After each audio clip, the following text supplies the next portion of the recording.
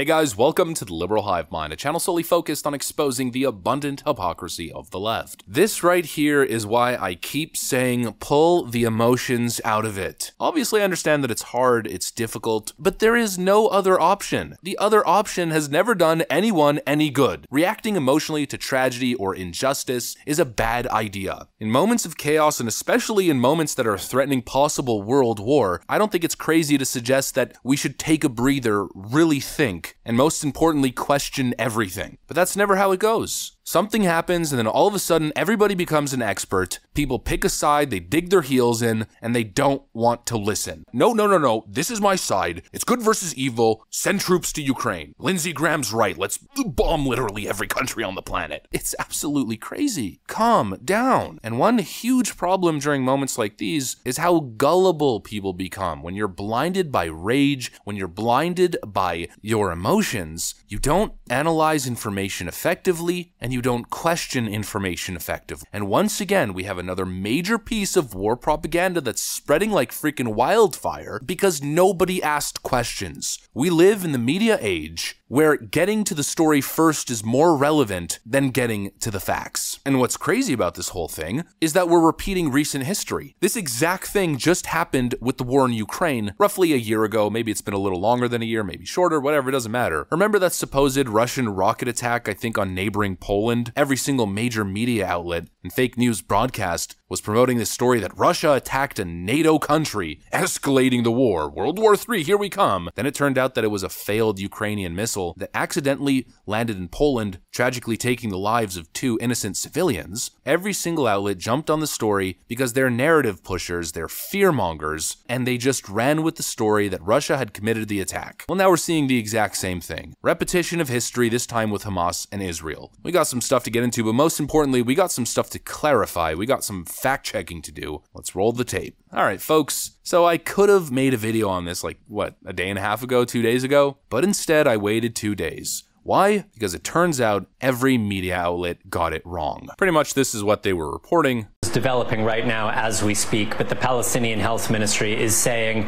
a hospital in Gaza City in the northern end of Gaza has taken a direct hit from an Israeli airstrike. They are saying hundreds, at minimum 300 people have been killed in this strike.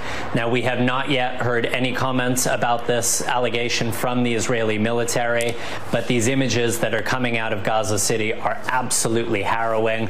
It appears to show very, very significant damage in the courtyard area of this hospital. It's called Baptist Hospital. It's in the center of Gaza City. The Palestinian president, the head of the Palestinian Authority in the West Bank, has declared 3 days of mourning. He says all flags will be lowered to half staff because of the scale of the loss of life. The Palestinians are calling this a massacre. The story was that Israel attacked a hospital of all places with a military airstrike, taking the lives of what was initially reported as 200 to 300 Palestinians, and then later reported that it was actually 500 casualties. Everybody ran with the story, nobody questioned it. CNN, the most trusted name in news, obviously ran with the story. Even world leaders. Here's Justin Trudeau condemning the attack as essentially a war crime. The news coming out of Gaza is horrific and absolutely unacceptable. International humanitarian and international law needs to be respected in this and in all cases. There are rules around wars, and it's not acceptable. Is the hospital bombing? Here's the New York Times promoting overt fake news. Israel-Hamas war. Israeli airstrike hits Gaza hospital, killing 500. Yeah, well, it turns out that actually never happened. Upon investigation, and it seems as though it's been confirmed at this point, I think even the White House has confirmed it, the hospital wasn't even hit. Like, the actual structure wasn't hit and was barely damaged. Apparently the strike hit a parking lot. Yeah, the reports of hundreds of people perishing? Apparently that didn't happen either. Here's a video of the aftermath.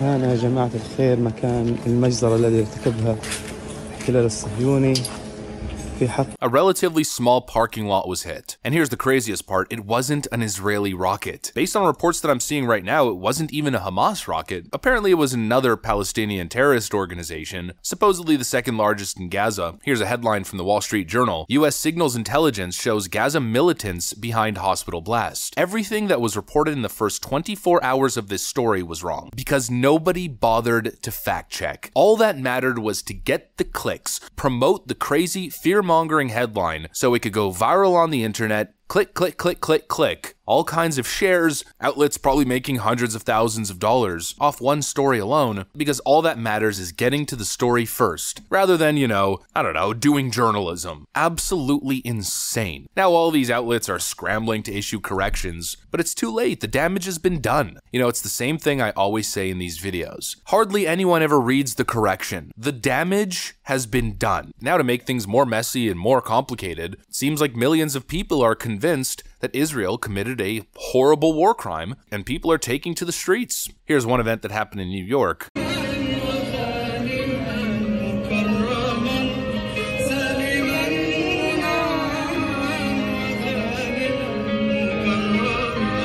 It's a candlelight vigil for something that never happened. Here's a rally or a protest in Toronto, Canada.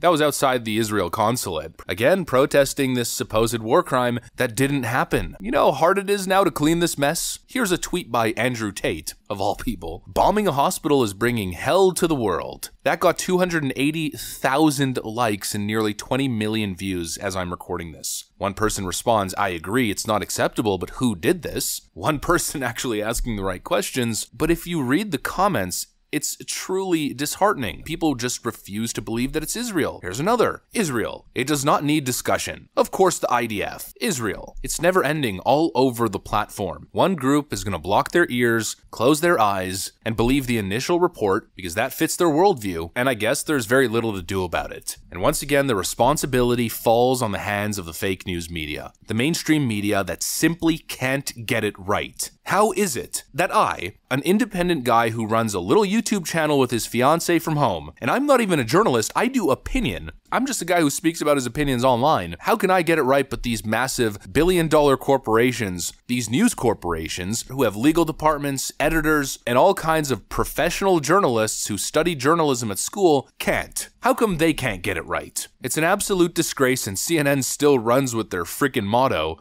"This is CNN. The most trusted name in news." The most trusted name in news. What an absolute farce. Their destructive impact on the world continues to be exposed. It's simply disgraceful, and frankly, it's disheartening. I know it's hard, but you gotta try your best to remain as stoic as possible, to not be a reactionary, to not let your emotions take control. You must question everything, especially during times of tragedy, because that's when the propagandists really work hard and try to take advantage. Anyways, that's what I got for you guys. Hopefully you enjoyed this video. If you did, make sure to leave a like and possibly subscribe. Thanks for watching, folks, and I'll see you on the next one.